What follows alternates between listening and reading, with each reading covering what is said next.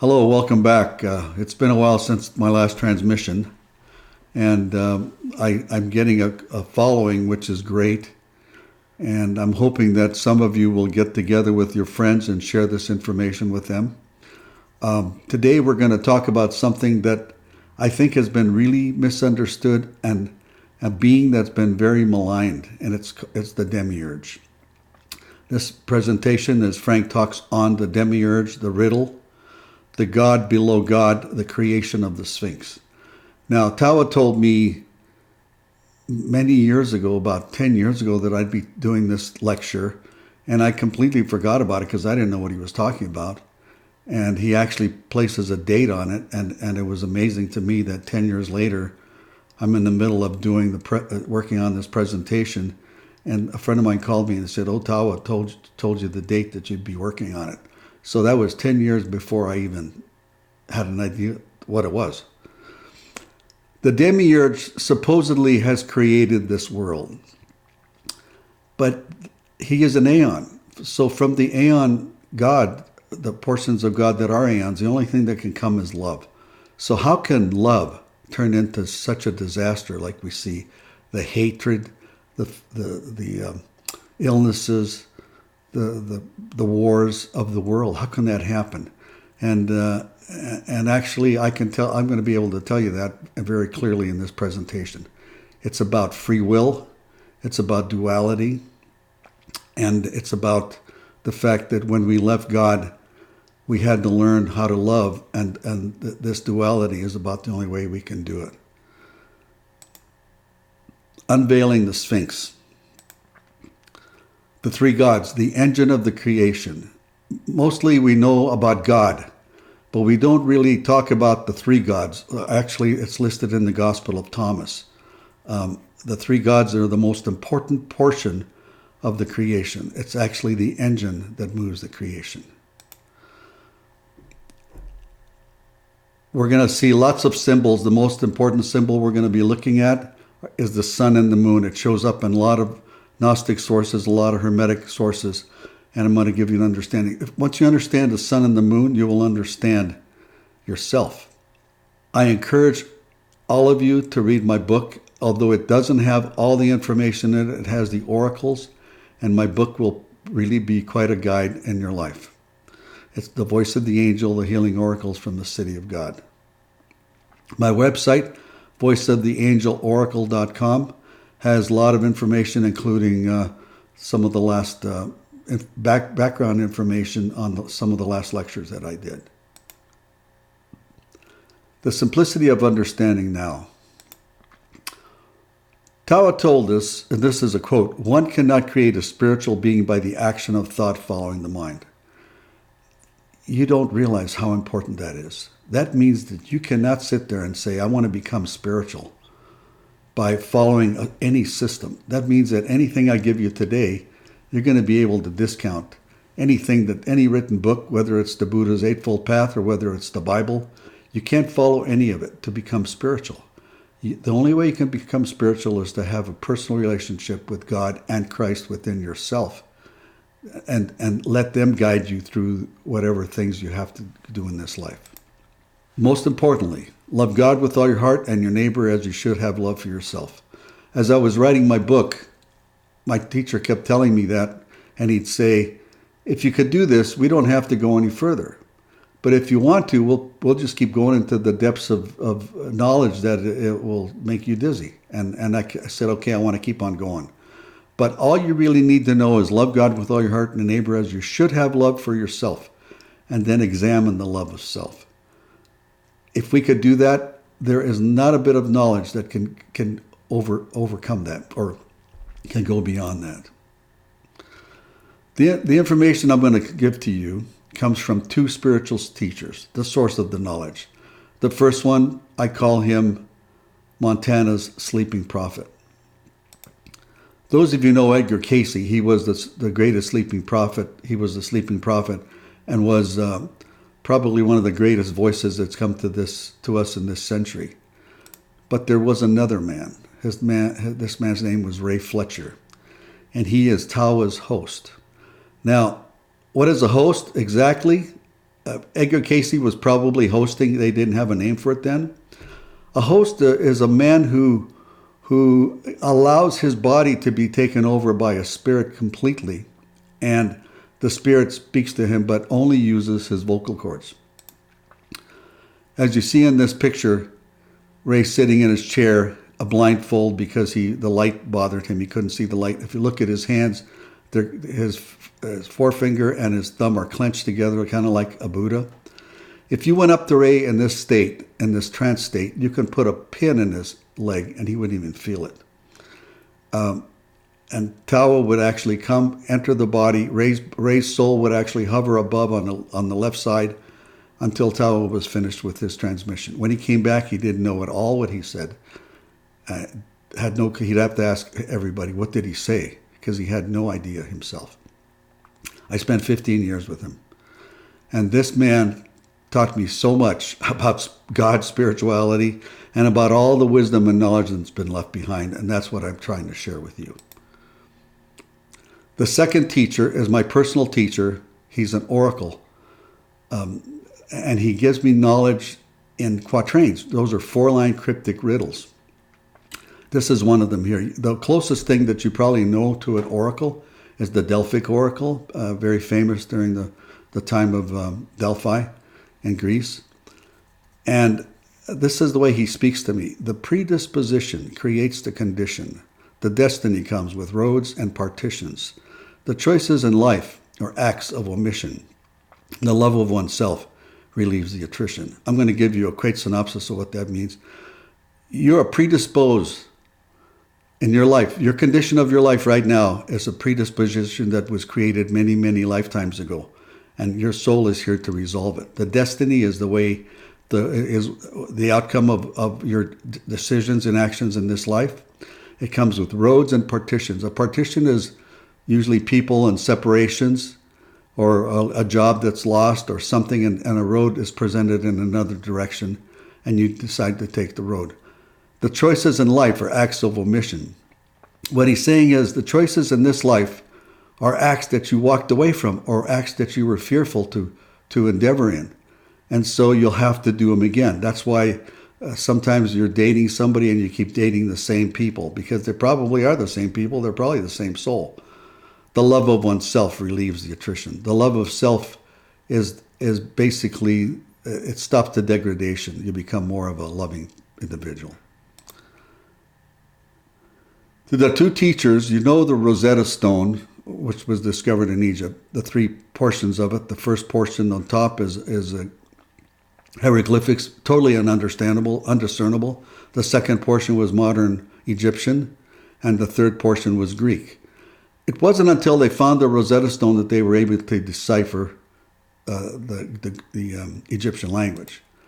What they've done now, since they sent a prophet like Tawa that is extremely, extremely cryptic, they had to bridge that prophet with my teacher, which is Ephesius, who is a bridge to the spiritual world and to the human world, and Franklin, which is my higher self. What's interesting about Ephesius, he knows both of us. So when he phrases something like the oracle I just gave you, he uses words that I will recognize. So the transfer of knowledge has been very, very complicated. And I can't tell you, they've sent me on journeys to learn this, and it's been really an incredible. I'm going to write a book on all the escapades that I've had the privilege of seeing the spirit work. You probably know Nostradamus. Nostradamus, my teacher calls him the Oracle of Fire. I've read some of the books. I didn't know about Nostradamus till my daughter gave me a book on him and said, "Dad, you need to look at this guy. He writes things kind of like you do." And at the time that this started happening to me, and I didn't really know him at all. But what's interesting about Nostradamus is in the books they say he hid his language. The cryptic, in a cryptic format. No, he didn't hide it. He heard it, just like I do. And he didn't hear it in words. It's like in thoughts. It's like a thought typewriter comes into your mind, and it goes da da da da da da, and all of a sudden you have some words, and then pretty soon the words repeat themselves, and pretty soon I can ask a question about absolutely anybody or anything, and the teacher will give me a reference point. I've asked about many of the Gnostic things, and then I usually found a reference point through Tawa. People think that oracles were done long ago, but today, the only other oracle that I know of, unless there's somebody out there that I haven't talked to or seen, was the Nechung Oracle of the Dalai Lama. He's the one that led the Dalai Lama out of Tibet, and they have the national oracle that he speaks to keep a communication with the spirit world. And I've seen a few of the Nechung oracles, and a lot of them are quatrains. I think he probably, except for they're in Pali or Tibetan, I'm not sure, or Sanskrit, but one of those three languages. My teacher first spoke to me in 1972. I was going through a traumatic experience, and these are the first words uttered. With the death of the red rose came the birth of a man, naked to the world, clinging to the fruits of the past, his only reality. When I got that oracle, I was going through a traumatic experience. My girlfriend left me to go follow some Maharishi, and I wasn't even spiritual at all. I was like bewildered. It was it was my first love. How could she do this? She's going after some spiritual man. But that really actually was the stimulus that I wanted to find out where she was going. So I started my spiritual journey. And I wrote these words, and I was throwing them away. And I thought, I don't write like this. This is not me. And I was going to throw the paper away, and all of a sudden I thought, no, I better save it. So I kept it for almost 20-some years before I met Tawa. And Tawa told me that was my teacher talking to me. Your journey as a soul began as a single entity that had no knowledge but was filled with love. Your journey in the world is about knowledge. And in the end, you will relinquish your free will. You will relinquish your knowledge to just be a being of love. That is the end of your journey. A misrepresentation of the Holy Word. We are a spiritual chimera. Jesus said, the Pharisees and the scribe in the Gospel of Thomas 39 have taken the keys of knowledge and have hidden them. They themselves have not entered, nor have they allowed to enter those that wish to be. You, however, be wise as serpents and innocent as doves.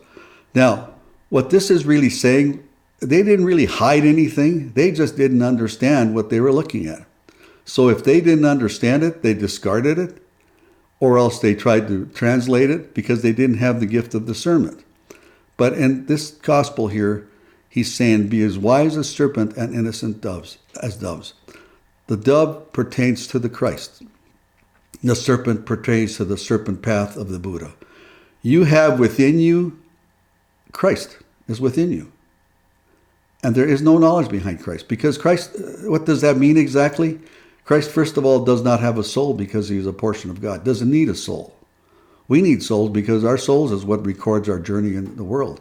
Christ is simply love. Those of you that wanted to know whether he ever had a wife, right there it tells you he never had a wife. Because he's not a man. He is a manifestation of God, incarnate. The serpent path, the Buddha, is a man who becomes a Christed man, but he goes through knowledge. He has a soul, but Christ has agape love, no knowledge, just love. The Buddha has a soul, wisdom, the knowledge relinquishes to love. We have both those beings inside of us. We walk, in other words, who is the Buddha in you? The Buddha in you is your personal teacher. My teacher's name is Ephesius, who gives me the quatrain. Your teacher is like, they used to call them guardian angels when I was a kid in the Catholic Church, but they're really there, and they will send you guidance, and you will hear their words of guidance or their feelings, or they'll tell you where to go or what to do. That's how we have to become spiritual. We are spiritual chimera.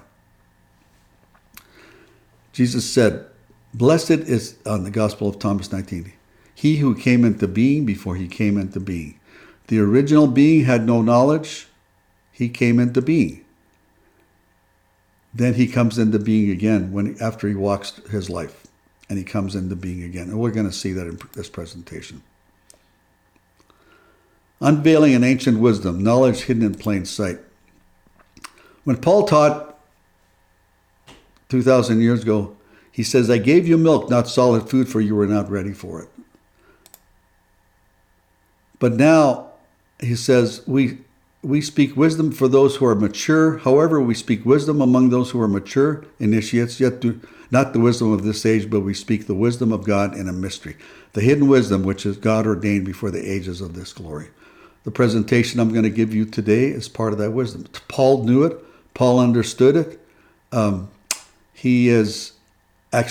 is an incarnation of a being. I'll tell you in a minute, and why he understood this. In the time of Paul, he called. There was a call to the psychic, or the called a man of the world, and to the pneumatic, the chosen, a man from heaven. Paul was a man from heaven. That means he was a returning soul. He had completed his missions. He's returning to the world to give aid. The psychic is the man who needs to awaken. And Paul was an incarnation of the Hierophant Hermes Trismegistus. You'll see two symbols here that you saw in the beginning of the presentation, a sun and the moon. I'll tell you what these are in a minute.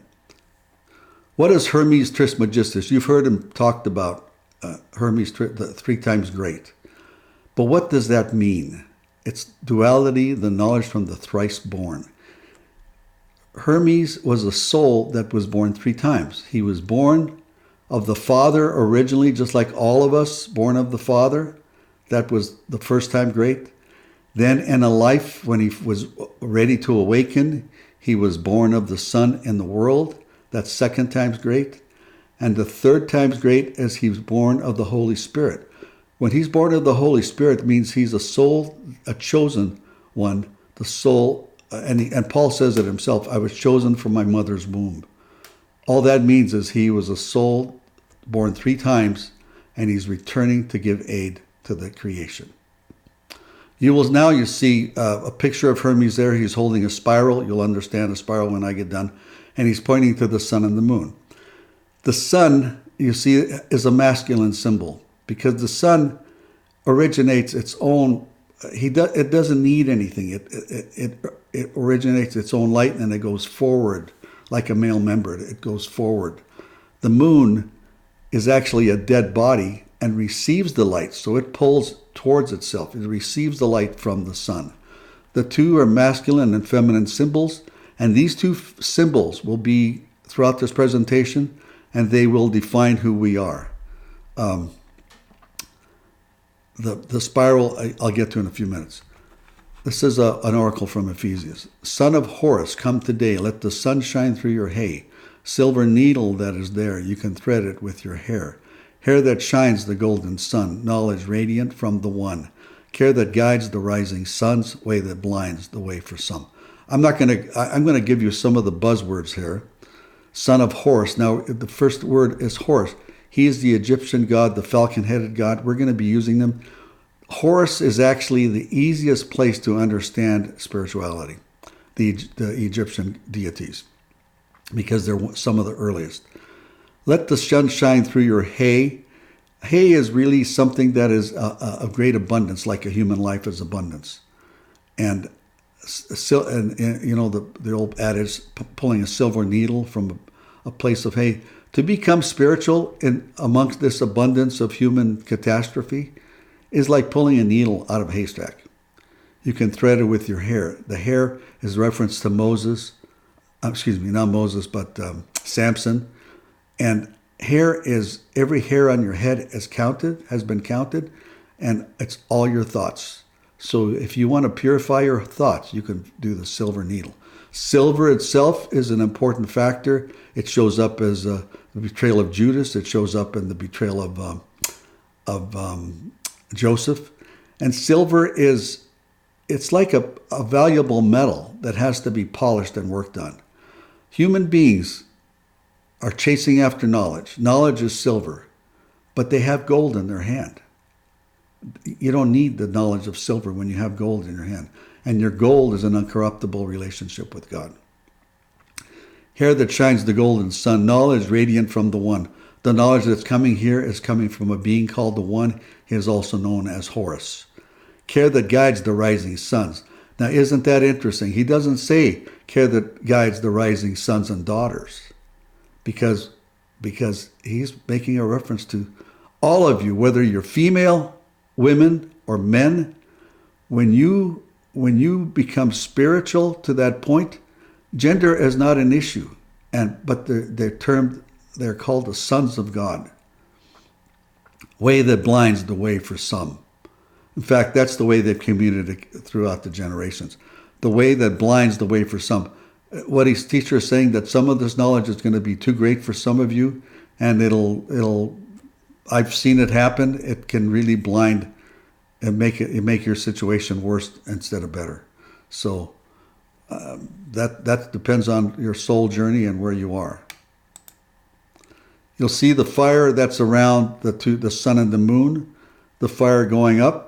That's the fire of the white light. It's a non-consuming fire, the same fire that was on the bush that Moses confronted.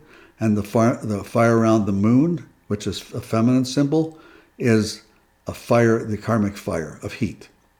You'll see the same fire around the dancing Shiva.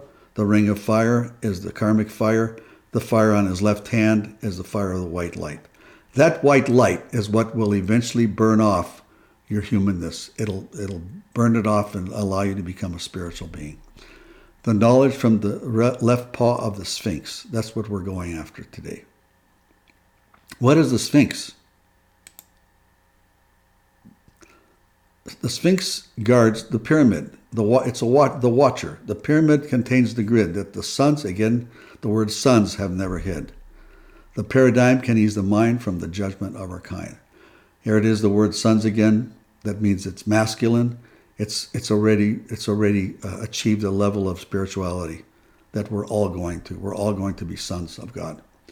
The paradigm is an example, and this is what they're giving us, an example to understand our humanness and the judgment of our time. It's because this doesn't happen often.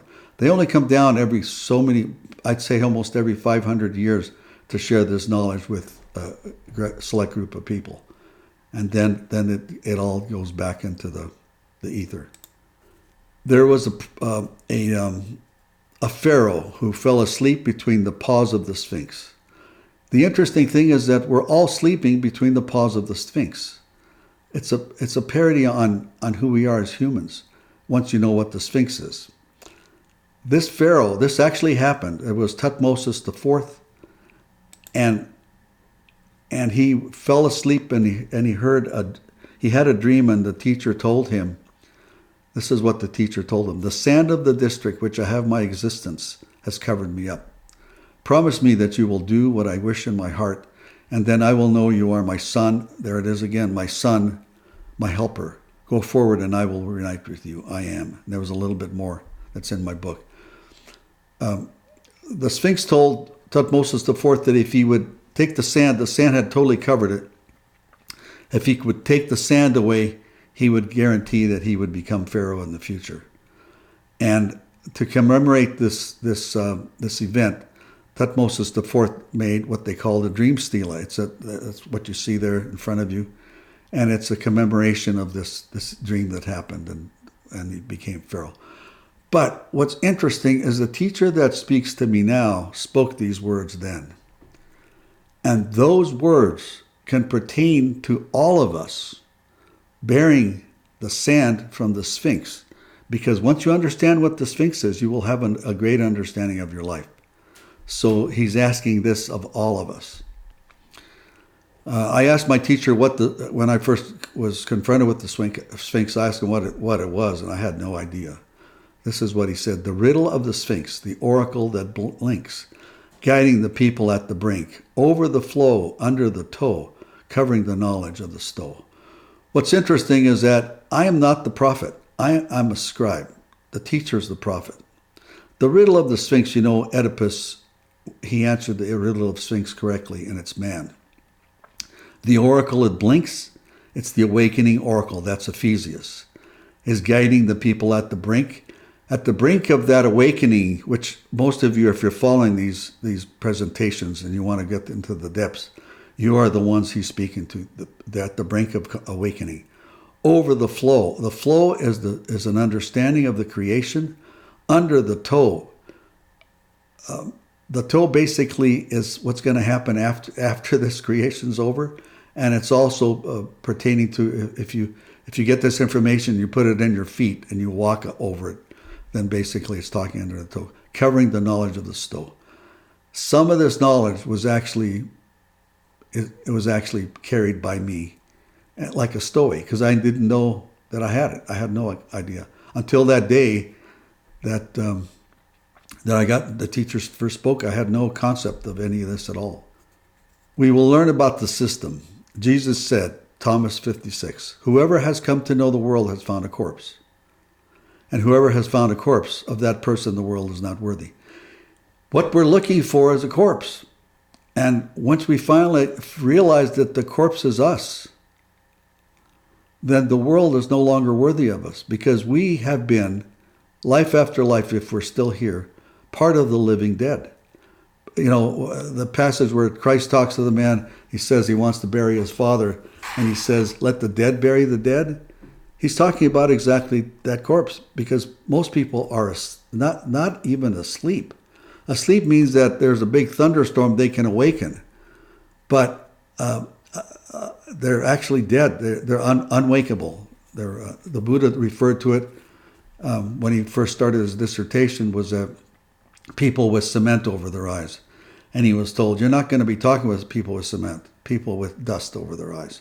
So the people that are awakening will see themselves and their past lives as a corpse, part of the living dead. If you go to my lecture on the Archons, you'll understand why. Our search for love, safety, comfort, and fear allows us to exercise control over others. This is something the Taoists said. This was in Atlantis, because Atlantis, we can look back at Atlantis because it's already happened and it's already ended. Our world is going in the same exact direction, the same course, and will end pretty much in the same way.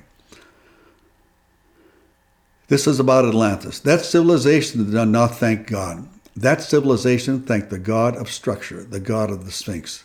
That god led them, the inanimate stone giving knowledge to a people.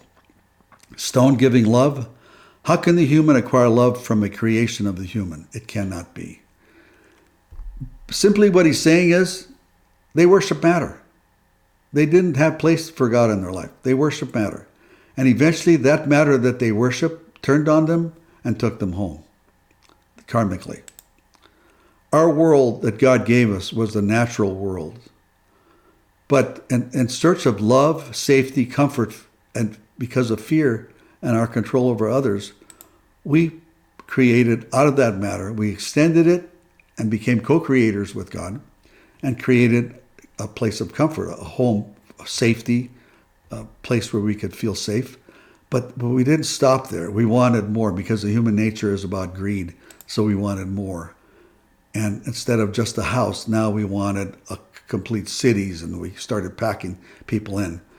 Then our world got too complicated. So the next thing we had to do was to invent a computer, dumping our minds into a place that was organizable to maintain and control our world. But that even wasn't enough. If you read the story on you'll find out that the computers, they were trying to solve a problem of the destruction of their atmosphere. But the computers to organize, and because we can't access as much information as a computer can. But our search for comfort then took those computers and said, we can take these computers and we can turn them into objects that can help us have more time, more free time, and help us organize our world. So we created robots that would do our bidding. They would, in the land of they did our shopping. They became companions. They took care of the babies. They did all kinds of things and cleaned houses, as you see in this slide. We went further, though. Eventually, the robots that we created to our comfort, we couldn't even continue because we realized that they were so much more intelligent than we are. So what happened, we assigned the robots the task of creating more and newer robots to do some tasks that weren't being able to be done. So the robots kind of took over our world. And even to the point of creating companions for us. Now, this is a physical companion, but that is the direction. Taoist said that the robots were able to become sentient, and it took in 3 generations, we forgot that they weren't alive.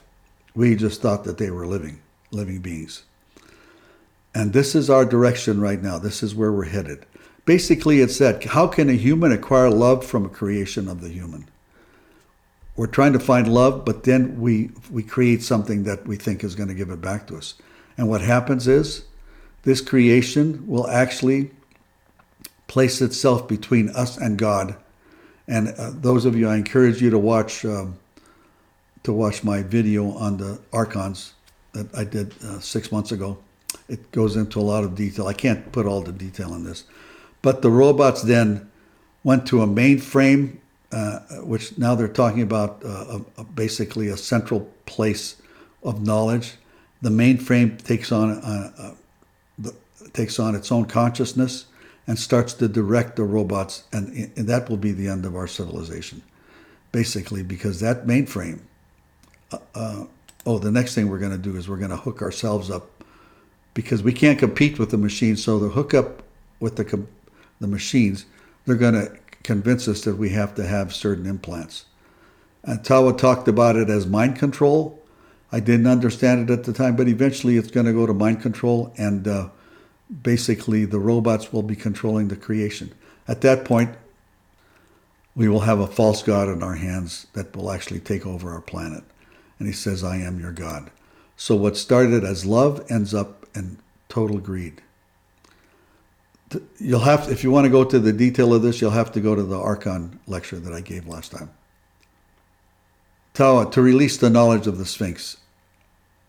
That civilization did not thank God, the God of the Sphinx. God led them. An animate stone giving knowledge to a people. Stone giving love. How can the human acquire love from a creation of the human? Tawa, the body of that structure stayed to be built on over and over and over again. To emerge as what you see. You see the deterioration. You see the structure. You do not see the knowledge. That knowledge shall come into your world in a very short time. What he's saying there, it's kind of complicated. We don't really look at the world and see, oh, those things are getting destroyed. The destruction is our ability to cope with interpersonal relationships. We are here to love, to show love with each other. The destruction comes from matter placing itself in that position of love, and our inability. Look what's happening to cell phones today. Those cell phones, we're going to have a whole new generation of beings that don't even know how to react to one another. That's the deterioration he's talking about. That is where the world is going. But the knowledge behind this deterioration is what he's referring to as the Sphinx. And I'm going to give it to you in a minute here. He says, remember, he asked Thutmose IV to take the sand away from the Sphinx? He's doing the same things. Only now the wind of God shall expose that knowledge and shall give those writings to your world. The creation after creation is built on layers of thoughts, and it follows a spiral pattern. And each creation, the deterioration he talked about, if you look at that spiral, it's getting further and further from the center. Each creation is getting further from the thought of love than the creation that preceded it, until it reaches its critical mass, and then it'll start going back to the center. Right now, where Taoist said Atlantis was the widest part of that spiral, this earthly creation will be the layer next to it, which is actually going back home towards love. So we're actually on the return voyage. But it's going to take many, this creation is going to be coming in. And eventually we will have a creation that comes to the pinpoint, and we will actually live in almost a utopian society because we are beings of love. But even then, the creation will end also. The matrix of past life thoughts in the unseen world. As each creation comes into manifestation, it adds a layer of thoughts to the thought matrix of the preceding creation. This spiritually degrades the next material structure, the world. The souls are increasingly unable to resolve, the souls are increasingly unable to resolve their emotional challenges. Because of their duality, souls get trapped in this matter as they extend their karma and are unable to return to the original thought of love or one. What he's saying is basically thoughts are never destroyed. So right now, if I asked myself to access some thoughts from when I was a child, something important event, I can access that thought because it's still there. Your soul mind records and has access to all the thoughts. All the thoughts are left in the world. All the thoughts are taken back to God. But they're all still there. And basically, the world is created, a new world is created from a world that preceded it. So this world was created from the thought body of Atlantis. A new old layer of thought placed within a material shell. We were on Mars, we were on Atlantis, we were on Earth. Basically, when they do the mandala, and each grain is like a thought that's come into manifestation. And they create, and if you see the simplicity of the Mars one, more complicated in Atlantis, more complicated in the Earth. Each layer of creation that has come and gone leaves a body of thought. And that body becomes the springboard for a new world. When like this monk is throwing the sand in the water, what's left behind when the matter is gone is a body of swirling thoughts. And on that body of swirling thoughts comes the incarnation of a future Earth. From the thought body of the unseen world comes the reincarnation of a planet. All creations come into manifestation. They don't start brand new. They are built, kind of like the Sphinx. The head of the Sphinx was, the Sphinx originally was I think he said it was a leopard. Now it's got a head of a pharaoh on it. Well, that's just a representation of the macrocosm. The actual physical Sphinx, or the world, is actually created on top of an old thought process. We just bring those thoughts into manifestation. And they're called the unseen world. This is the way Ephesians places it. And you're going to see the mountain here. I'll show you the mountain here in a few minutes. From the mountain to the sea ending that is meant to be, through the action of your need, the attraction of your seed. Seed that's planted in the sand to attract the warming hand. Hand that needs to feel the touch, the excitement of the much.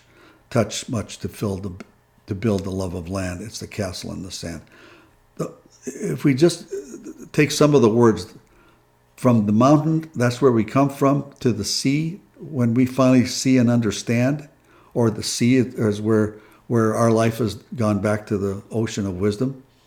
Ending that is meant to be, that's where we're finally going to a place we call to be. Through the action of your need, we come to the world with needs. Everybody's needs are different, slightly different, but needs, also the word need is like the kneading of bread. The attraction of your seed, the karmic seeds that come our way that are planted in the sand, they won't bring fruition. To plant a seed in the sand does not bring fruition. To attract the warming hand, a lot of the karma attracts, the law of attraction will attract others to us. Hand that needs to feel the touch, the excitement of the much. Much is like greed. To build a love of land, and that's what he's talking about, to build a love of matter. It's the castle in the sand. You know what happens to a castle when it is built in the sand? The ocean comes in. The creation is a castle in the sand. It's meaningful only to those beings that are able to rise above it and understand who they are, to know themselves and to leave it. Other than that, it just becomes fodder for the rest of the creation, and it'll start all over again. We've heard about the God above God. Now, this lesser God people refer to as the Demiurge. But the God above God, he is like the major God. I'm not going to go into a lot of detail. I will go in more detail next time on the creation lecture. The God basically, and the teacher refers to him as a silent name. He is a triune singularity and has no duality. And the silent name, because the God above God has no name of any kind at all. We can't even comprehend him. We just know that he is the Father, Son, and the Holy Spirit. Interestingly enough, they're all masculine words. All of those are masculine words. Ineffable, omnipresent, omnipotent. He is beyond our human comprehension, and that's where it all starts, and it's all just pure love and light. And at the center of this God above God, this love and light, is a being, the center of a being. And it is the Christ, that portion of God that is and this is the way because I asked Tawa to tell us who Christ was. He is the essence of the love of God that all of us carry with us. He says to her in Thomas 61, I am he who exists from the undivided. That means that the Christ in you cannot be divided, although he comes in the many. Each one of us carry exactly the same Christ. It's hard for us to understand, but he says, I am he who exists from the undivided. What we're talking today, because the Sphinx pertains to the gods, the three gods rather than the one God, it's the journey of a dividing God. Interesting enough, God doesn't really divide. He extends. He extends to accommodate the creation. So whatever layer he puts on, and each one of those gods is a layer, it does not change the layers before it that created. It's kind of like creating slides going forward and having the original slides behind them. From the nameless God comes the watcher, the flow, to be. The word Yahweh, you've seen that word. Yahweh is the name of God, or Jehovah. But Yahweh it's actually been divided, and I'm going to go into the details of that in my next lecture. But Yahweh means to be. And remember, I told you that's where we're headed, to be. I don't know exactly what to be means. I think to be means whoever you are in your relationship with love and your relationship with God.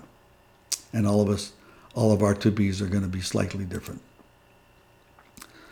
The Oracle speaks of it this way. The name of God divides you, see, according to the action be. Be becomes divining three.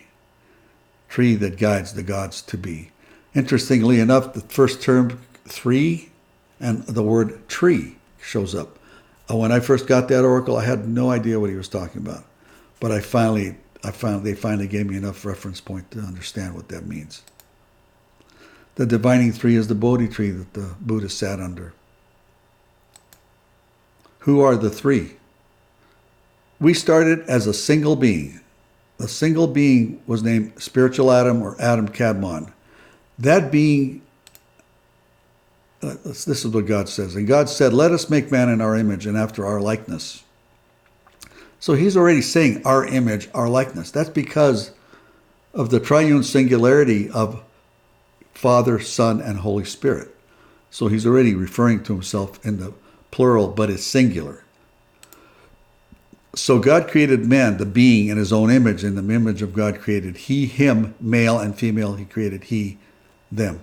So he's referring to himself in the masculine, and he says he created the being as masculine. But then this masculine had the masculine and the feminine. But understand, this has nothing to do with sex. This has everything to do with in love, for example. In the giving, that's masculine. Is the receiving, that's feminine. But they are unified in an androgynous being. This being was androgynous. We call him Adam, Spiritual Adam, or Adam Kadmon. Had all masculine and feminine. That means that it could receive by giving. That was how it was set up. Jesus said, blessed is he who came into being before he came into being. Again, he refers to it as masculine. That's the reference of that sun that I talked to you about earlier. So this being comes into being, and then he comes into being again. The original being extends as duality. And all of a sudden, the masculine and the feminine separate into two factions. The first one is to give love in the pleroma. The second, the desire to receive. When that being was not able to give love, when it came out the first time because there was no one there, that searched to give love and found absolutely no one to give it to. It couldn't give love, therefore it couldn't receive. So it extended, the first thought that it extended was a desire to receive. That desire to receive created the duality. A desire to receive can never be filled. So it continues to be a desire. And that's why we call it the void. A desire to receive, that's it. All of us carry it today. You know, have you ever seen a billionaire that wants more billions? That's because he's trying to fill the void and he can't do it.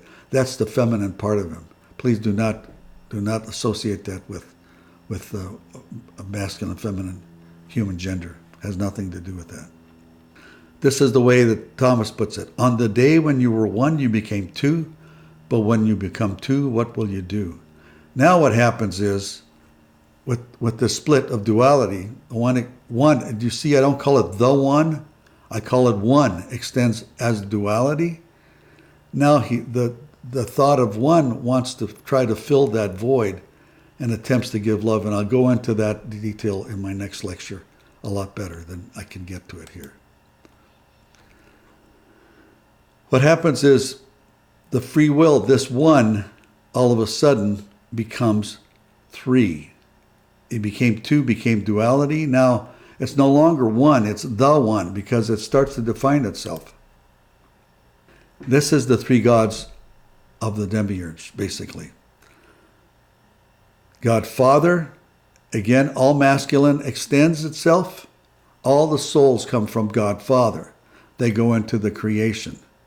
God Mother, she is the portion of God that receives the souls. In other words, when you finish your life, because she's feminine, she receives. When you finish your life here in this world, you'll take all the knowledge that you've achieved and you'll go home to God Mother, and she will embrace you. And that's where your knowledge gets transferred to her. And God's Son. God's Son is actually, if you look at it's masculine, and I'll show you here in a minute what that pertains to. This is the beginning of the Spiritual Sphinx. We're going to use the beings we're going to use to describe this supernal triad, or the Watcher, are basically the Egyptian ones, because they're the easiest ones to understand it. You can look up the story of Horus, how Horus was created, how Osiris was created, and how Isis came into being. You can look those up. But basically they pertain, Horus the Father is the Demiurge. He is the one that extends the souls to the world. But interestingly enough, the world is not corrupt because of Osiris. It's corrupt because of the things that man has done in the world and the karma that we create, because God gave us the law. All the knowledge when you die go back to God Mother. But some of you will be completed, and that knowledge goes back to God Mother. She transferred that knowledge to God's Son. God's Son is as close to the original being as was from the beginning. He is known as the Watcher. And those three are the gods of the Sphinx. And you'll see that on the left paw is God Mother, because all the knowledge that is coming back to the world comes from God Mother. She's disseminator. She is also known, I'll tell you that in a minute. Here we see the pyramid contains the grid that the sun, here it is, suns again, has never hid. The paradigm can ease the mind from the judgment of our time. That pyramid is our goal. Interesting, it's on our dollar bill, because the ancients knew what these symbols were, but it's all been lost.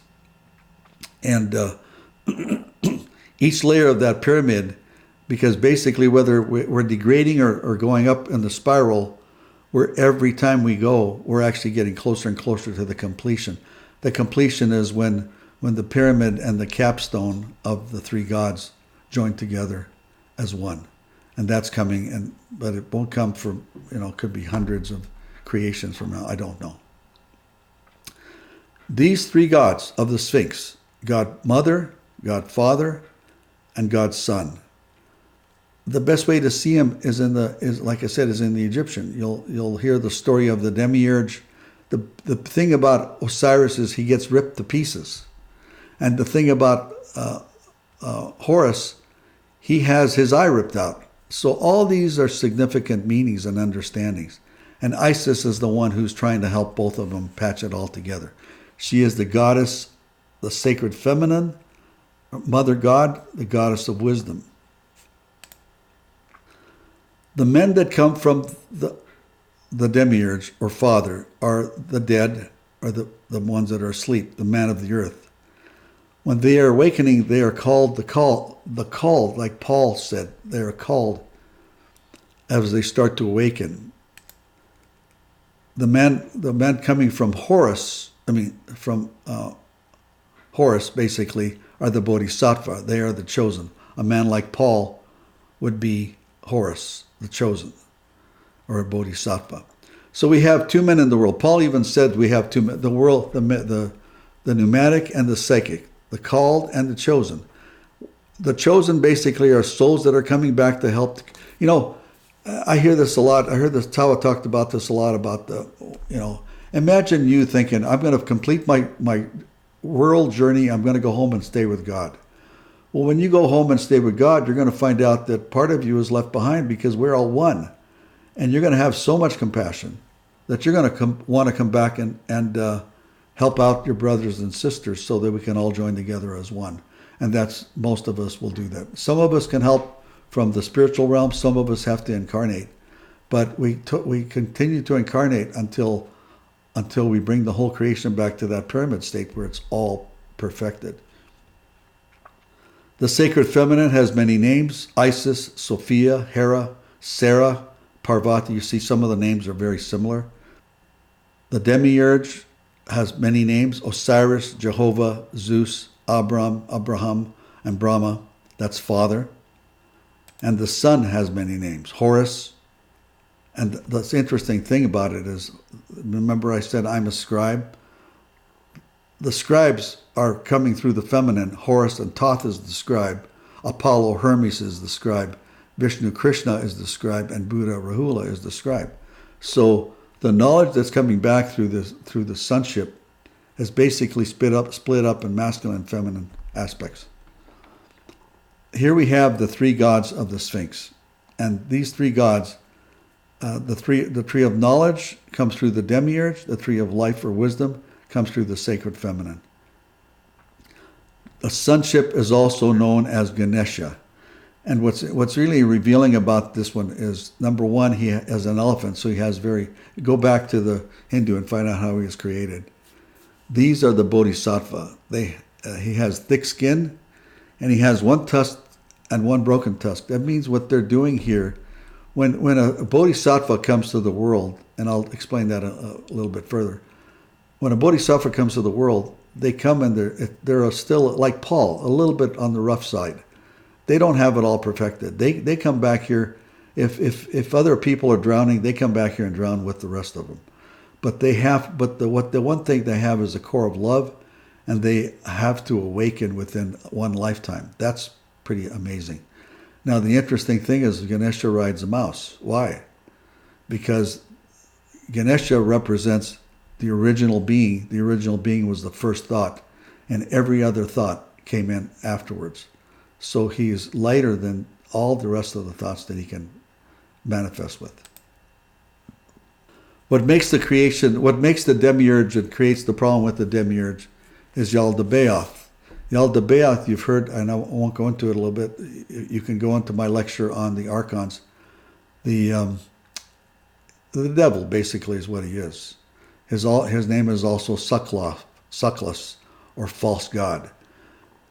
That's because Yaldabaoth, or the devil, is basically, his goal is to take over the creation and have us worship him.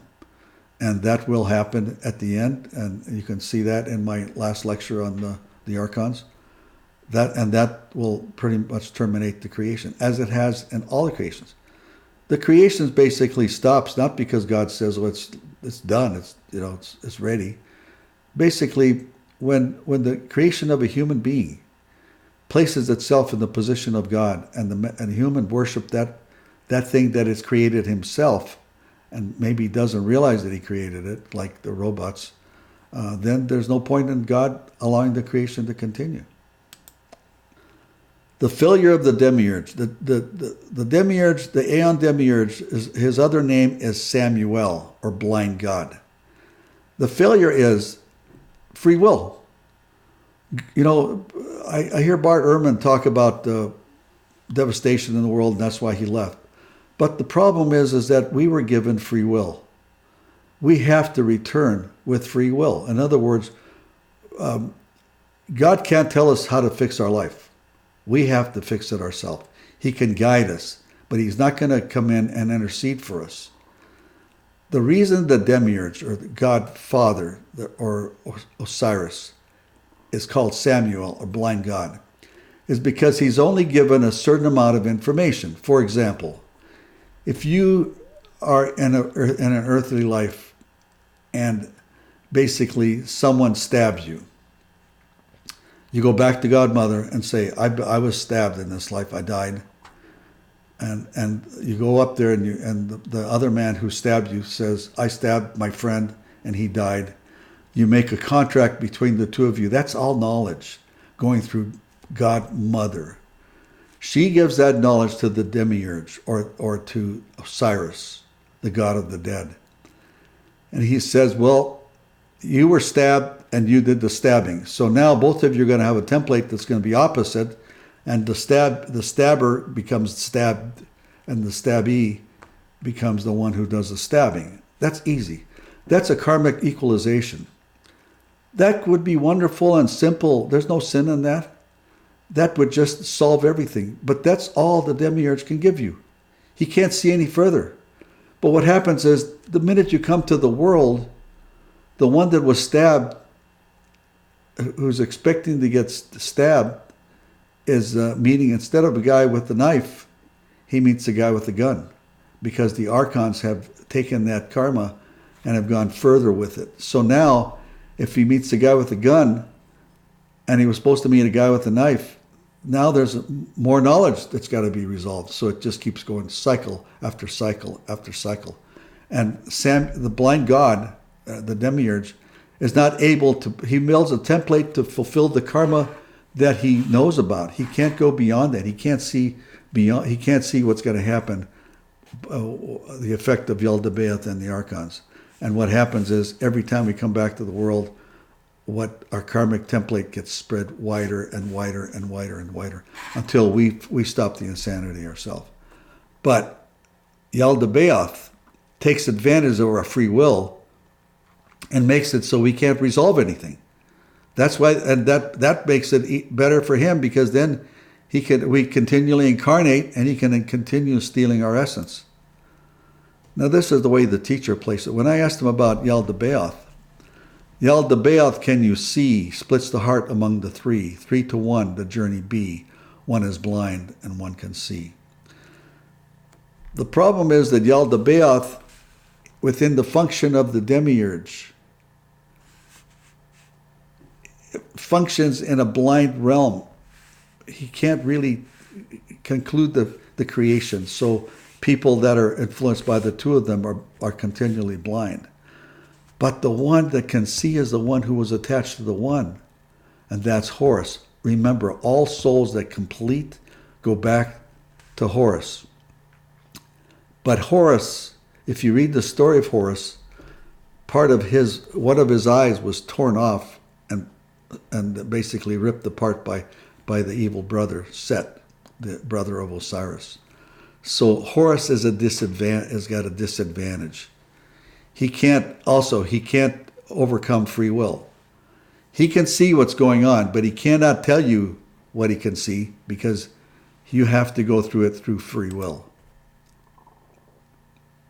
As more and more souls extend and get trapped in matter, the dual nature of Horus, Yaldabaoth, and the Archons multiply.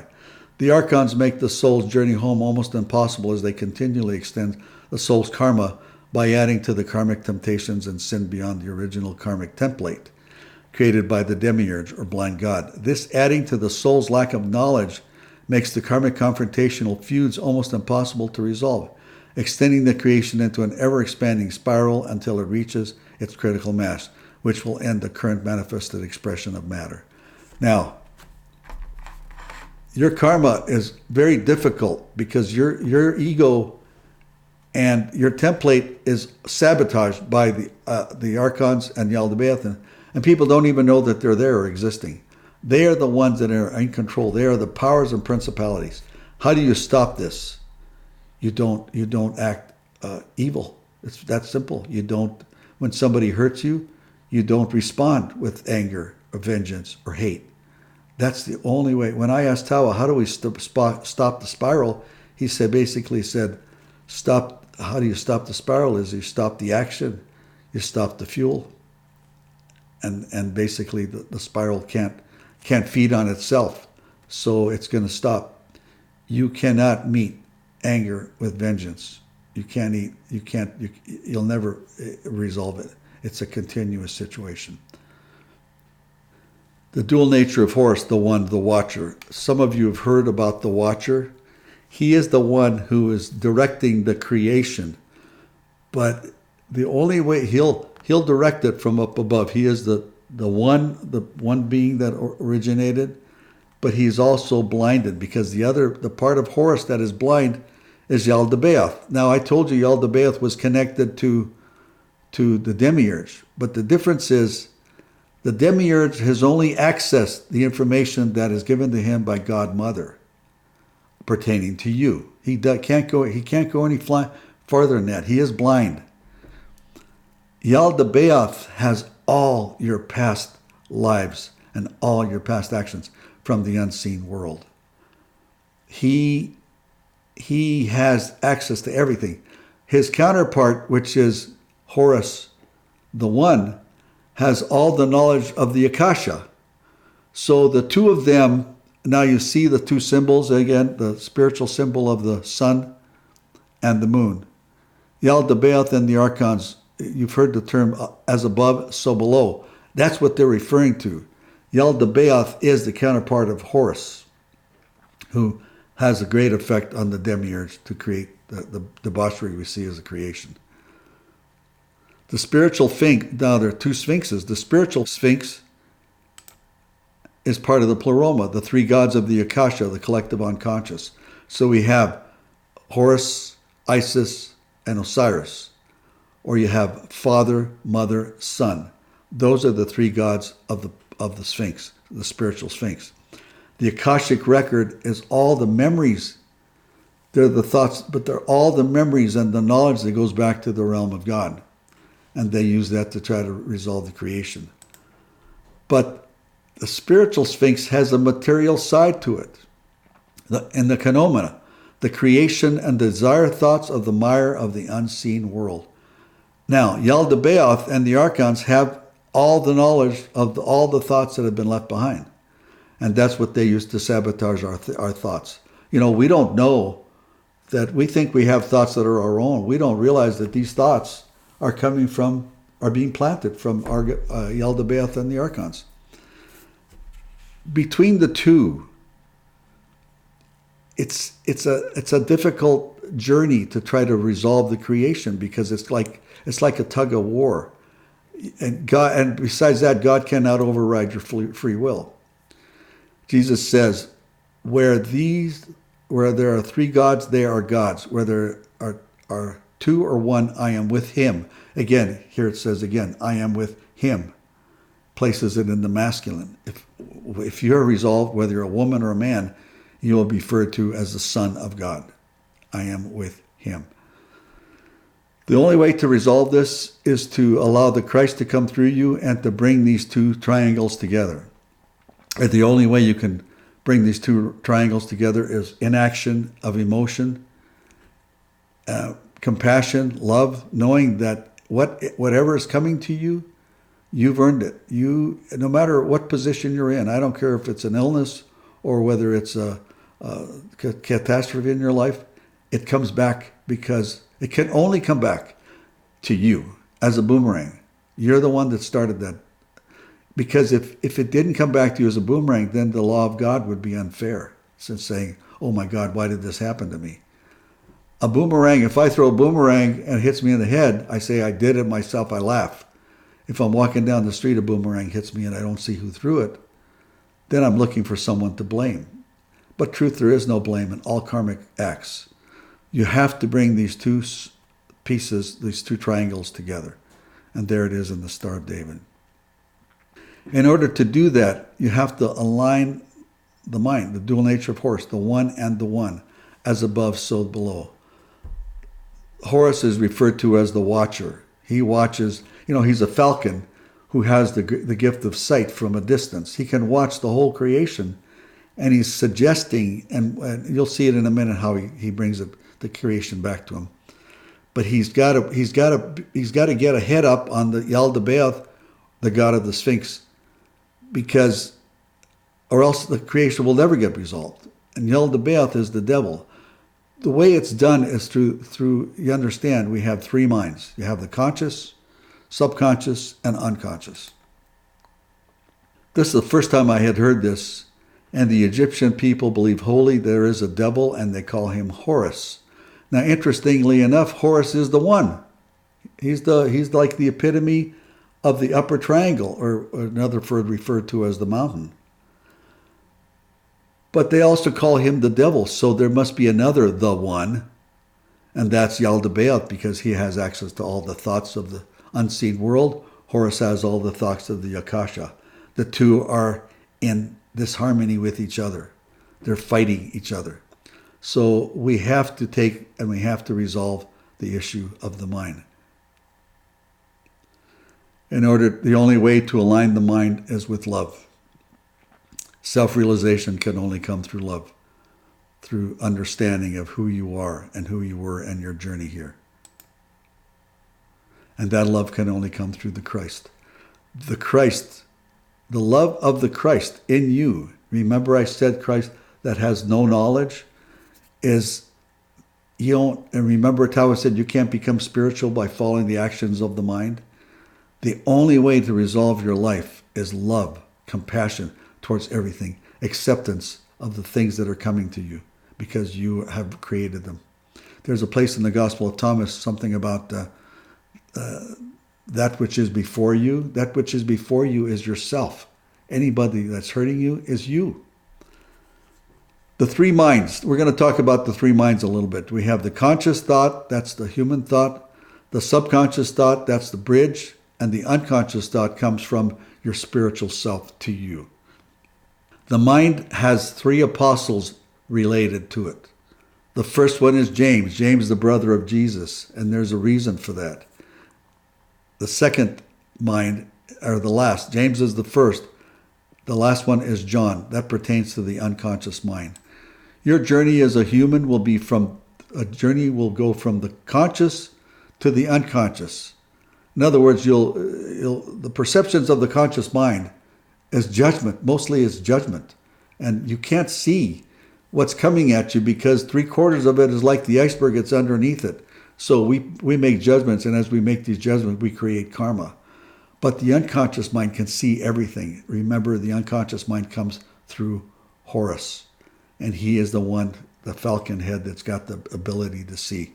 So the seeping has got to come from the unconscious thought to the conscious thought to find resolution. The first soul to enter the void was named, the name of direction is James. James, the name within the flame, enters void without the shame, seeks to give love of the name, but finds passion of the flame blame. Remember in the Gospel of Thomas, they asked Jesus, who are we to go to? And they say, go to James the righteous, for whom heaven and earth came into being.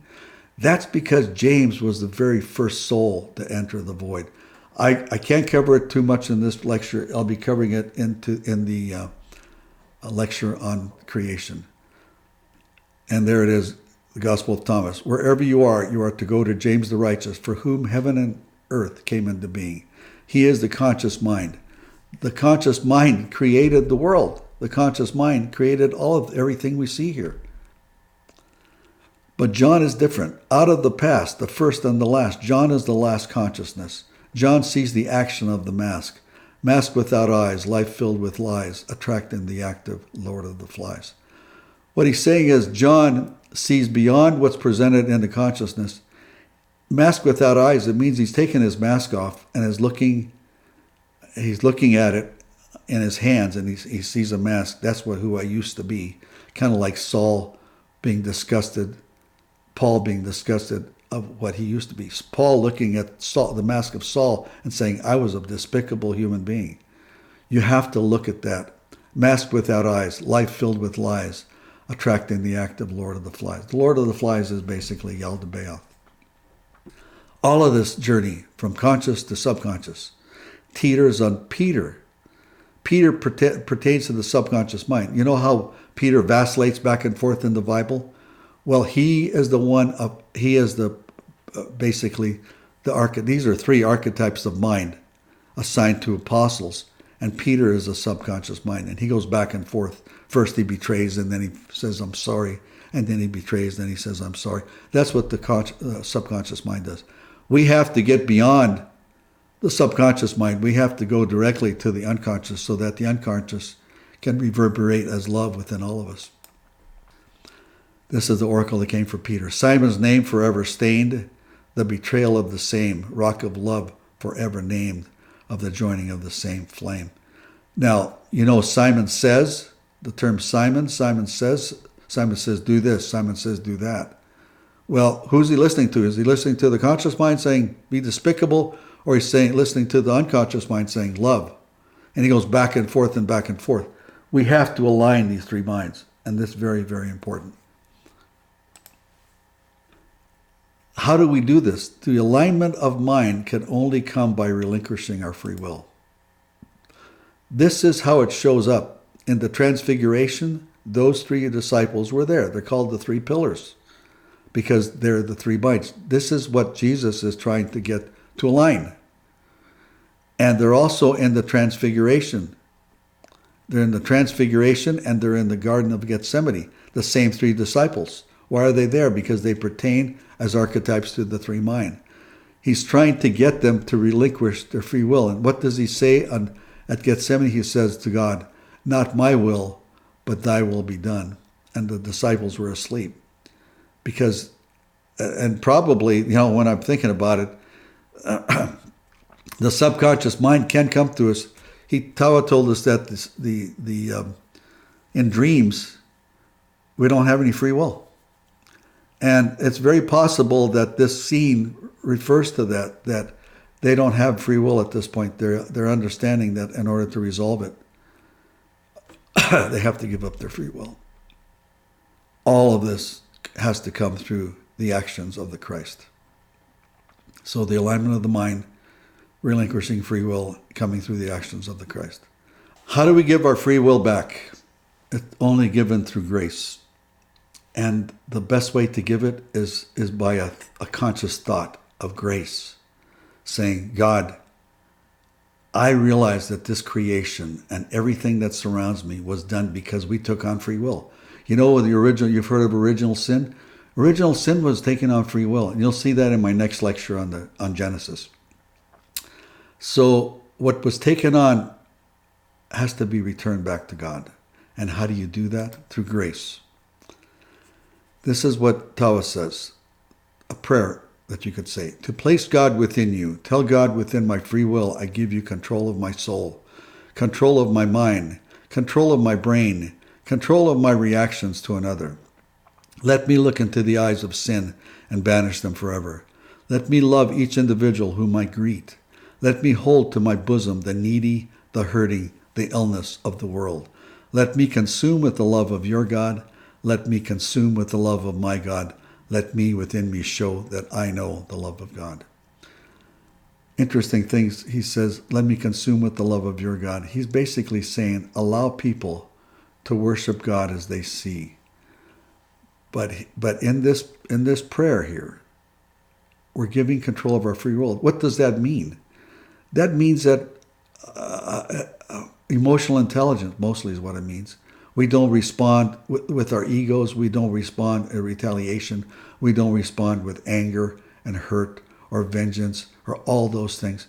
we realize that all those things that are coming to us are created by ourselves through the law of karma, of cause and effect. And we realize that we take responsibility without blaming. And we say, God, if you're in a hurtful situation, say, God, this is more than I can handle. Please take this from me. And if he doesn't, and what does Christ say? He was sweating blood. But then he finally realized, he says, not my will, but thy will be done. That is our journey here. That is the resolution of everything we have done as a soul. That is the awakening that you're willing. That is your enlightenment, is a knowing of self that you are love and acting on it. You will get some help from the sons, the redeemers, the return. This is the way the teacher placed it. The silent watch defines the love of the soul that's from above. The branches come, the tree of one, to guide the souls back to the sun. The tree of one basically is the Bodhi tree. If you look at the Bodhi tree, the roots come from the top of the tree and they get replanted.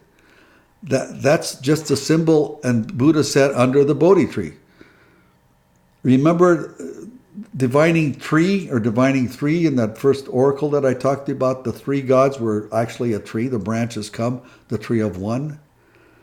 This tree knows this Horus, and this is his left eye, by the way, the eye that sees, the silent watch. He can see the creation, and he comes to aid in the creation's resolution.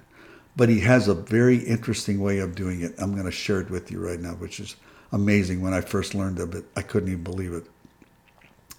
But he replants, the souls return.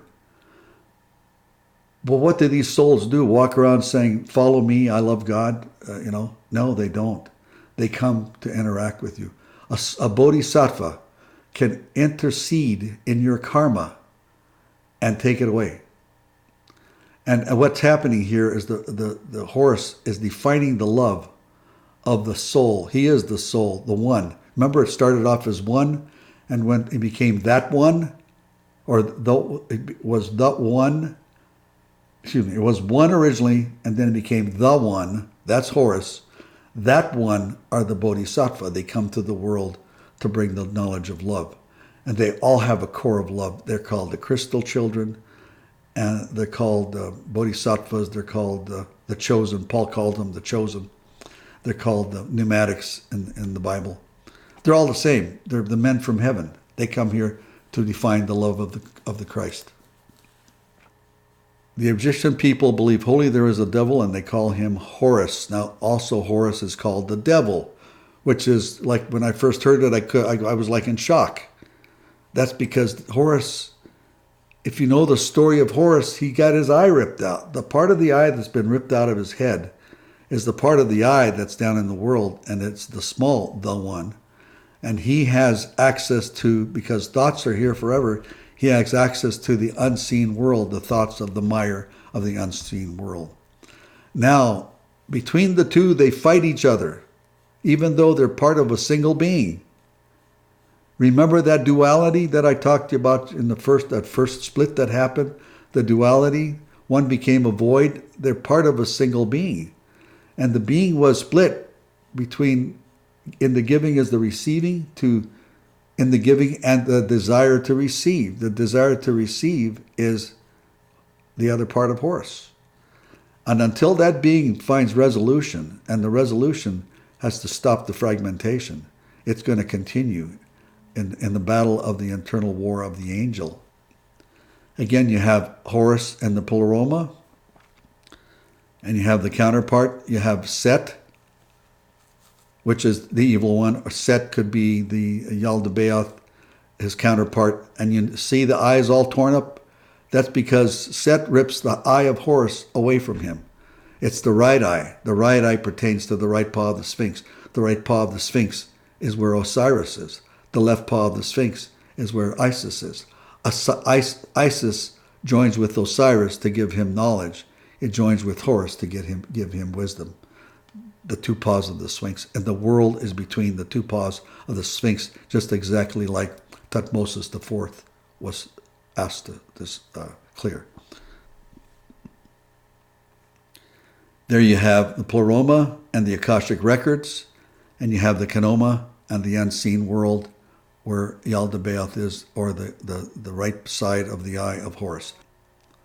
It's a continual game, and men and the creation is in the balance between the two, the one. The evil one, which is Yaldabaoth, and Horus, which is the one. And basically it's like a game of life, back and forth. But Horus, who has the ability to see everything, and he has the wisdom of love, eventually will win the battle. It's just going to take many, many creations to do it. And we are in the balance between the two. The aid of an army to define the acts of love. As the creation extends in the semi-locked position, God extends into his three aspects of Father, Mother, and Son. To aid the incarnating souls back to the thought of love, the Watcher, that would be Horus, slowly finds their love to aid in their return. As the creation becomes more and more locked, Horus extends and joins the knowledge of the One and the One together as the God of Abraxas, Horus's aspect of God, Devil, Good, Evil. This is interesting. This is, some of you have heard of the God of Abraxas.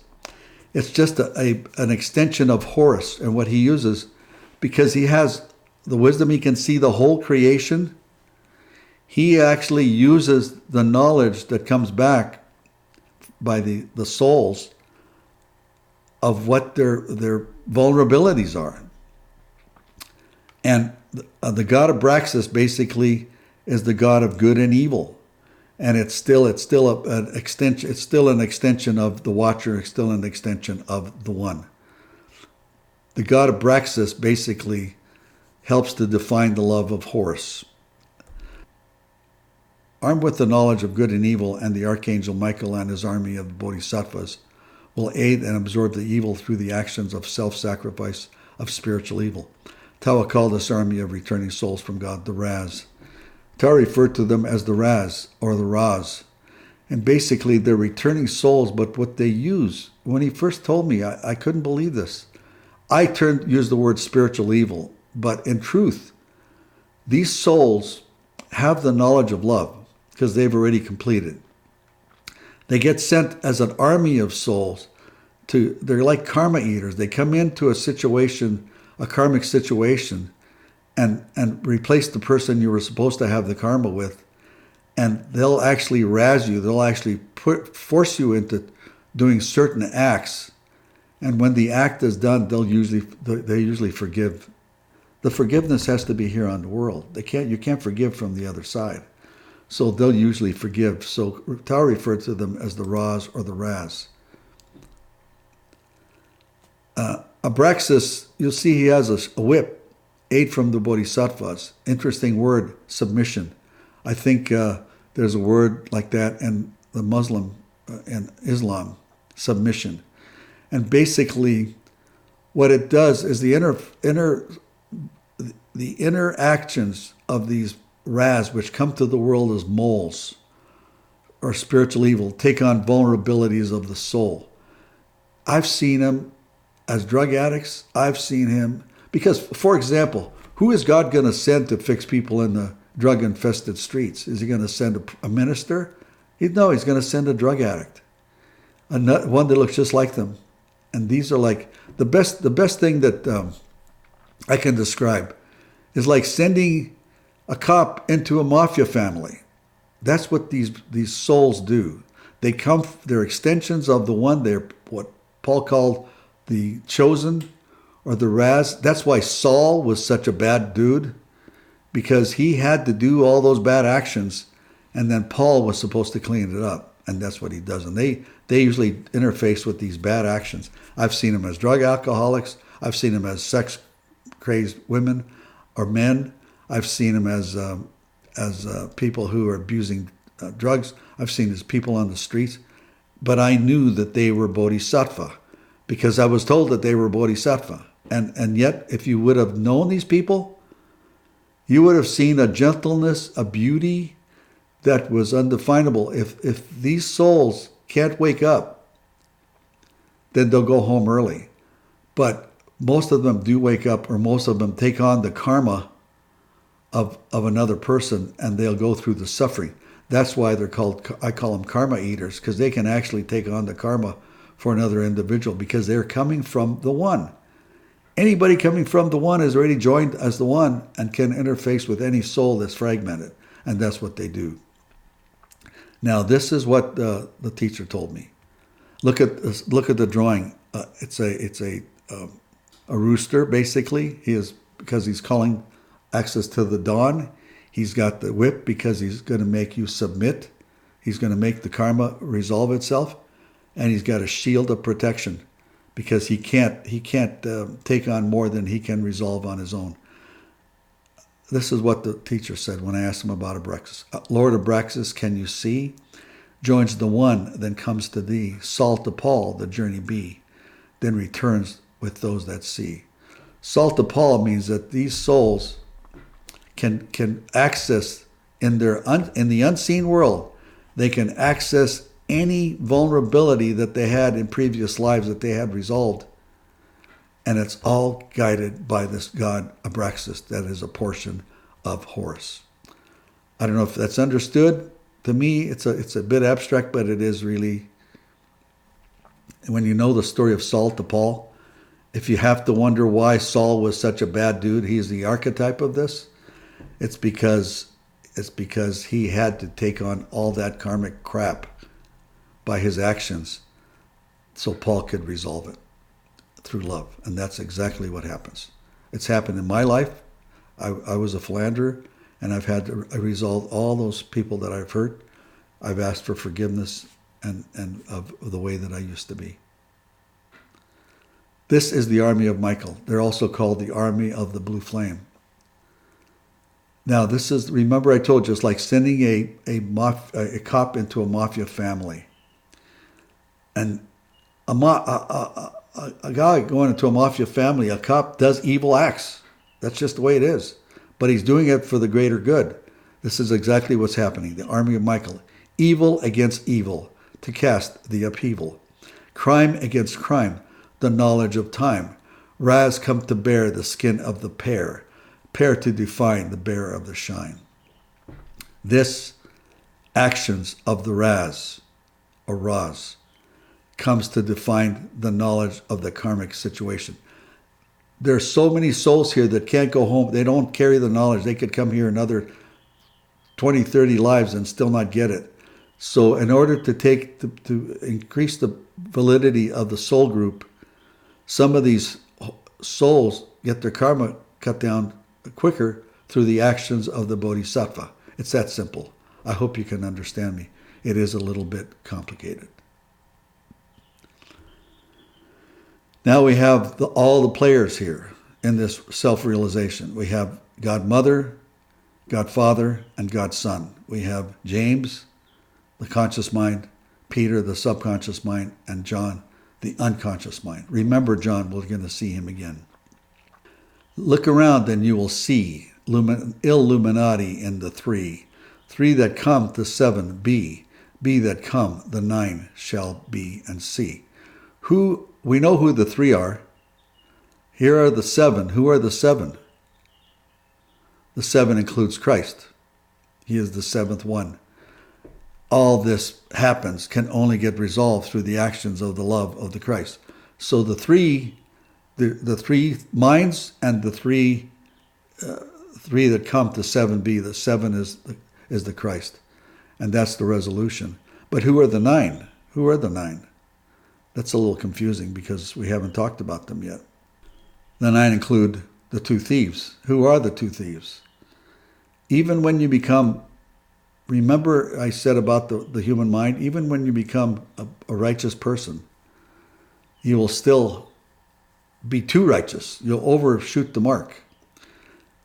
And there were two thieves between the Christ. It's evil. We know blatant evil is evil actions. But the other one is misdirected good. Misdirected good is like you thinking that you've got it figured out and you're going to tell somebody else what they have to resolve, unless you're asked. Misdirected good would be like you going to a church and then wanting everybody to follow you in that church. They're both feminine aspects. They're both drawing to themselves. between evil and misdirected good. This is the way the teacher placed it. Place of the skull, land of the dull, harvest of wine, the doomed to decline. Laying under bed, no breaking of bread, dead for a time, no journey to climb. Remember, Christ was crucified on the place of the skull. That's your mind. Harvest of wine would be the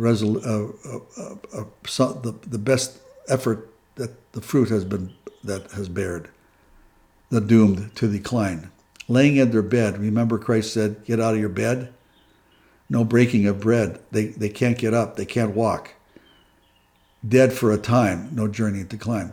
Remember he talked about the dead. Let the dead bury the dead. We said we were looking for a corpse.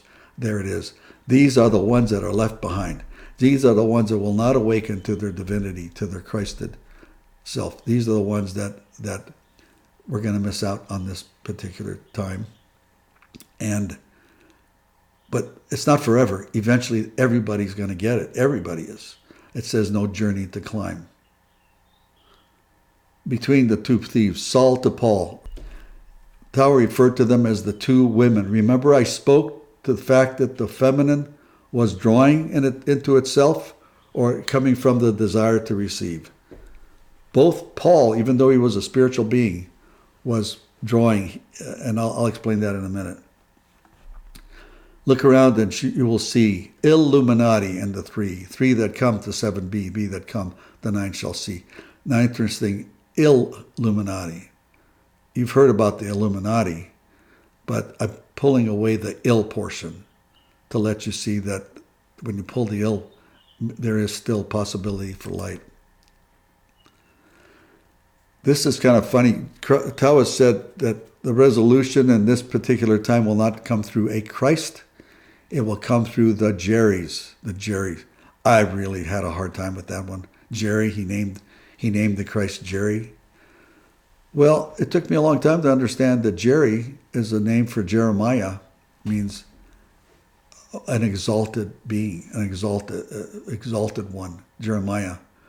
Then he says, I use the term Jerry as a name of direction. So all he's saying is, though all those who will be exalted are going to be exalted through their Christ. And in order to do that, you yourself, look at who you were. You have a spiritual portion as Saul and Paul. The interesting thing about it, this is going to be confusing to you. Even though Saul and Paul were the same exact being, they had two different souls. Because the souls record the action. I know it's complicated. So Paul is like a spiritual soul that's waiting to jump in to the body of Saul and take it to a different level. I know it's complicated, but there you have the two moon symbols. The moon is stealing the light from the sun. The two feminine symbols, Saul and Paul, are the two women, and the spiritual one is the masculine. And the only way to exercise the spiritual being, this is the way forward for all of us. The spiritual being can come in the pure sense, the masculine, but it can only come through the action of the Christ. Saul to Paul is the archetype. All of you have a Saul to Paul. All of you have exactly the same thing. A being that has learned its lessons, and a being that is learning and awakens, and a being that has coming back to aid you. To walk as a spiritual being, you have to walk with the Christ. And the only way to walk with the Christ is to walk without any knowledge, but to walk with just love, the Christed man. Now you have an understanding of this. Thomas 1:14. Simon Peter said to him, let Mary leave us, for women are not worthy of life. And Jesus said, I myself shall lead her in order to make her male, so that she too may become a living spirit resembling you males. For every woman who will make herself male will enter the kingdom of heaven. Don't forget, Saul and Paul are females. They're coming through the female. They're coming from the desire to receive. The spiritual one needs nothing. It's just there to give. And this is the story. This is Simon Peter, the vastly misunderstood Thomas 1:14, where Mary is saying, What he's not saying is, all of you are females too. He's not telling the rest of the disciples, let Mary leave us, for women are not worthy of life. He should have said, Peter, you're just as much female as Mary, because you're both going through the same journey. And it's the feminine, spiritual feminine, not human feminine. It has nothing to do with that. The symbol of the females, the female is the moon, because it pretends to be light, but it's a mask, like the mask that I told you about, the mask without eyes. It's a mask of light. We want to be like the spiritual one, like the giving love and light. We're getting close to the end here. Faith, hope, and resolution. I had a vision, and in my vision, I saw it was so clear I'll never forget it. I saw a hand, the most beautiful hand in the desert, and there was a dung beetle scurrying around with a ball of dung, and the hand reached over and touched it. And I heard the word, this is who you are, this is what you consume. And then I asked the teacher about it, and this is what he said. The beetle comes with ball of dung, the weight of life to feed the one. The knowledge of the past, undone, will be the jewel of setting sun. It took me a while to understand it. The dung beetle, with its back leg, rolls around this ball of dung. And this ball of dung, like Christ said, this is who you are. This is what you consume. We carry around the karmic burden around because our backs turned to it. Our extensions come from it. Our life comes from it. Everything comes from that, just like that dung beetle. But if you notice the jewel on the other side, the dung beetle no longer carries a ball of dung, but it's carrying the sun. Remember the symbol of the sun that I showed you is masculine, and it's facing it. It's facing the sun, and as a dung beetle, it's got its back to its ball of dung. That ball of dung becomes the jewel of the setting sun. That means that you have completed the weight of life to feed the one. The knowledge feeds both the one Yaldabaoth and the one Horus, but eventually it has to come to fruition. The sun will join the moon, and when the sun joins the moon, when the moon is in the presence of the sun, you can't see it. It's gone. It's still there, but it doesn't have any power. It's only when the sun is diminished. And in order to do that, the burden of past life thoughts becomes the jewel of enlightenment. That's the dung beetle. Remember John on the bosom of the chest? Archon revolution, a world that seeks pollution of the mind, the future of the blind. The thought that needs to rest on the bosom of the chest, that rest indeed defines the love that's of the kind. Let's take that. We are seeking the pollution of the three minds, pollution of the mind. That pollution makes us blind, because as long as we blame other people for what's happening to us, we haven't got a chance. The thought that needs to rest is saying, this needing has got to rest on the bosom of the chest. Remember the disciple that placed his chest on the bosom of the Christ? That was John. Remember, John was the unconscious thought. It went from James to John on the bosom of the chest. The rest indeed defines the love that's of the kind. It says the rest indeed. Your deeds will reflect the knowledge of inaction, the knowledge of John, the knowledge of love, the love that's of the kind, the kindness of the compassion of the Christ. That's your resolution on the bosom of the Christ. This will be the ending.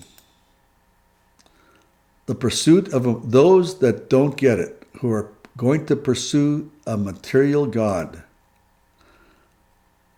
This is for our earth now. Remember, I used to be Atlantis? The earth, that civilization did not thank God. That civilization thanked the God of structure, the God of the Sphinx. How can a human acquire love from a creation of the human? It cannot be.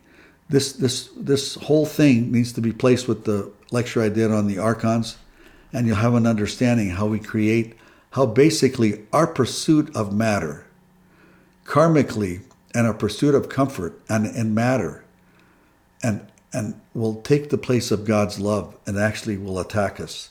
So karmically, our pursuit of matter will say, okay, you are going to love me. If we pursue it as love, then the matter itself is going to say, now you've shown me that I bring you love. Now you're going to love me. Because we are going to give the matter sentience.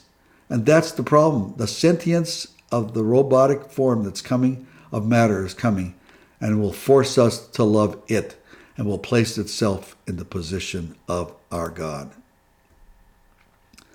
That's the end of the creation. The end of the creation will come from matter that we have shown love to, attempted to get love from, will turn on us and force us to love it. Sounds crazy, but it's what I've been told, and I believe the source. I not only believe the source, it makes way too much sense to me. This is the last oracle, basically. The end. When the sun is overthrown and the message left unknown, when the seed that's from the heart are indeed no longer shown. When the seas are doomed to rise and two will cover all the lies, all the souls will know its time in revealing of the crime. The message left when the sun is overthrown, when the Christ is overthrown, which will happen at the hands of the Archons, and the message left unknown, where no one's going to know what the real message of love is.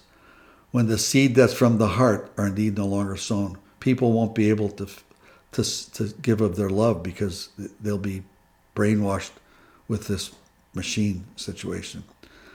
When the seas are doomed to rise and two will cover all the lies. Remember the monk throwing the matter into the ocean of wisdom? All of it will be covered. And the souls will know its time in revealing of the crime. The souls, at that point, everything that everybody needs to know will be known. But the whole creation goes home and it's over. That's the end of it.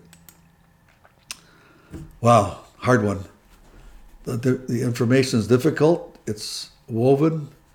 But if you enjoyed it, you might have to listen to it a few times to get it. I wish you were here. We could ask questions and answers. And I might do another one with a question and answer. But if you like what I'm doing, subscribe. Thumbs up is great. And all I can say is thank you. We'll see you on the next one. The next one I'm doing is on the genesis of creation. The genesis of creation will really show where these three beings come from, the three gods. Will show very clearly how they were created, how God extended them, and why. So thank you for listening, and keep coming back to my channel. Thank you.